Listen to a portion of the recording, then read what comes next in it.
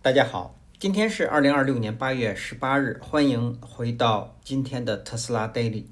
昨天特斯拉低开盘，但最终没有跌破335，所以今天真正的一个悬念只有一个，335能否守住？如果能够守住，那么上方的351到358将会成为多头的目标，但如果跌破335，那么下方325将进入到我们的视线。所以今天特斯拉到底会向上突破，还是会向下变盘？那接下来我们一起来讨论一下。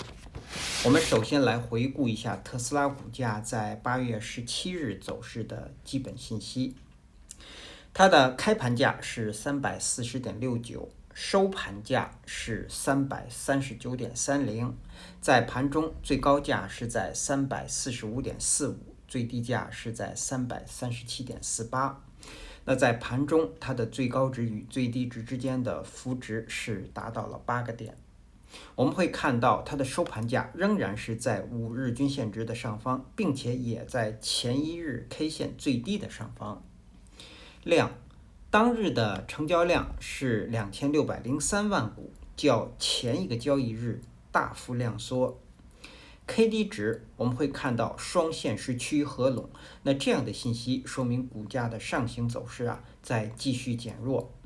MACD 双线是继续上行，开口不变，在零轴的上方出现了几乎等长的绿柱，那这些信息说明股价在继续保持当前的趋势。那么当前的趋势呢，是自7月29日以来的短期多头趋势。好，接下来我们来看看 K 线信息。在8月17日生成的这根 K 线叫做含上下影线的实体小红 K 线，上影线长，它是一根下跌的 K 线，它所处的位置呢是在股价出现止涨信号之后的横盘中。那么当日的这根 K 线它是一个低开盘，开盘之后股价即在342到338之间一直是震荡前行。那么在尾盘的时候，我们会看到股价突然出现了一个拉升，然后又出现了一个急剧的下跌，来到了当日的最低点是338附近。那么最后收盘价呢是收在了当日 K 线的中下部。那么我们从当日的走势来看股价一直是处于一个横盘的震荡走势，上方呢在一个关键标志位342这个位置我们是非常熟悉了，是之前那个缺口的下限。那也就是说多头依然是要突破这个位置，而空头呢目前也就是在当日是守342，只是尾盘的时候我们会看到有一个短暂的冲高，即被空头压了回来。那么从当日的成交量也可以看出呈现的是大幅的量缩，因此这根 K 线仍然是或者我们会把它称作是一个典型的休息的 K 线。那么在横盘出现止涨信号之后再出现休息的 K 线，那也就是说在接下来一个交易日股价低开低走，将会有继续回档的走势。目前对于当前股价所处的位置呢，如果继续反弹，它的条件是日后或者要在近1-2个交易日要突破前高350，也就是再次出现新的高点，以确认这样的一个多头趋势，同时呢来瓦解这个止涨的信号 K 线。只有满足了这个条件，股价才能够继续延续它上行。那么下方呢，我们认为20日均线值是不能够被跌破的。再有一个是8月13日这根 K 线的最低是在325这个位置，也就是这个区域不被跌破，上方再能够出现新高，那么这个短期的多头趋势呢将会继续维持。好，这就是我们在开场刚刚说的是股价呢如果跌破335，接下来面对重新进入视野的就是325，这是一个关键的标志位，对于当前的短期多头趋势来说。好，那么我们仅从 K 线信息解读，次日低开低走，股价将会有继续下行的走势。好，我们来看后续股价的走势。我们先来回顾一下前一期视讯我们对8月17日股价走势的预测。我们预测的一个可能是股价会继续回档，收盘在330。另外一个可能呢是股价会出现横盘向上，收盘价会在346，而实际收盘价是在339.30，股价呢是出现了横盘向下。这与我们预测的下行呢，不仅在收盘价的点位上相差较多，同时呢性质不同，走势也是完全不同的。好，那么股价是出现了这样一根休息的 K 线，所以因此我们依次来看一下日后股价的上行和下行。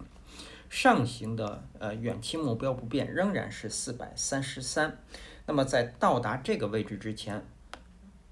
股价要继续维持当前的多头趋势，也就是前高350将是一个重要标志位。从350一直到372，也就是这个缺口是当前股价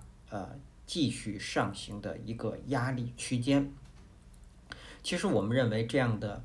小步叫碎步上行这样的一个走势是有利于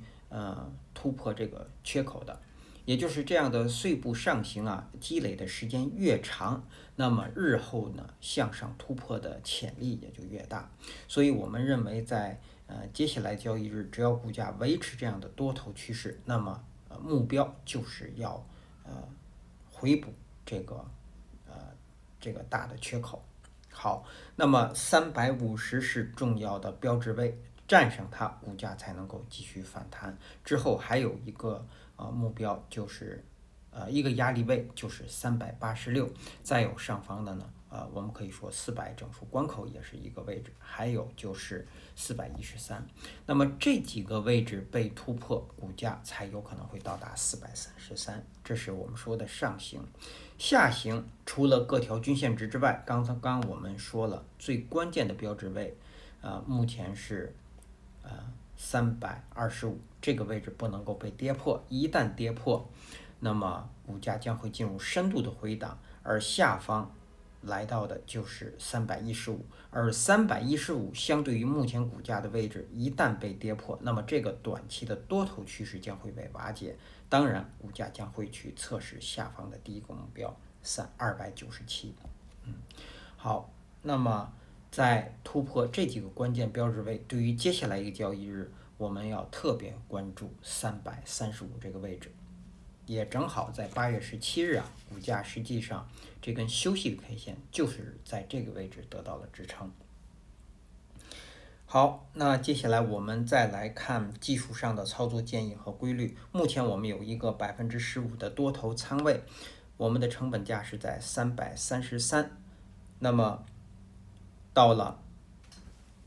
8月17日收盘价是在339.30这个位置，对于多头来说，在技术上是不可以继续加仓的。那么这个仓位到了8月18日，我们要给出的止损位是守315或者是297。如果最后一次建仓，我们最后一次或者第二次加仓是在这个位置，如果是在8月13日收盘是初次建仓，那么止损位应该设定在当日这根 K 线的最低，也就是325。好，那接下来我们再来看看在8月18日开盘之后的几个压力位和支撑位，我们来总结一下。第一个压力位是350到358这个区域。第二个压力位呢，我们取362，是目前剩余这个缺口的中线。第三个压力位呢，我们取386。第四个压力位我们取400整数关口。下方的支撑首先到来的是5日均线值，是从335一直到339。第二个支撑是当日新生成的10日均线值，在331到332。第三个支撑是325，它也正好是当日新生成的20日均线值。第四个支撑是315，第五个支撑是297。好，接下来我们再来给出8月18日走势的2个剧本。我们预测的第一个可能，股价将会继续下行。如果是这样，它将是低开盘，然后股价最高会到达340，下方最低会到达325，收盘价会收在328附近，在这个位置。那么如果出现这样的下行，它的条件是当日必须是低开盘，并且在盘中股价是不可以高于340的，满足了这个条件才有可能会出现这样的下行。第二个可能呢，我们认为股价会出现横盘向上，如果是这样，它将是高开盘，然后股价最低会回踩到335，上方最高会到达348，收盘价会收在346。那么它的条件是当日必须是高开盘，并且在盘中股价是不可以低于335的，满足了这2个条件才有可能会出现这样的上行。好，以上呢是我们对特斯拉股价在接下来一个交易日走势的预测和分析。谢谢大家的收听收看，我们下期再见。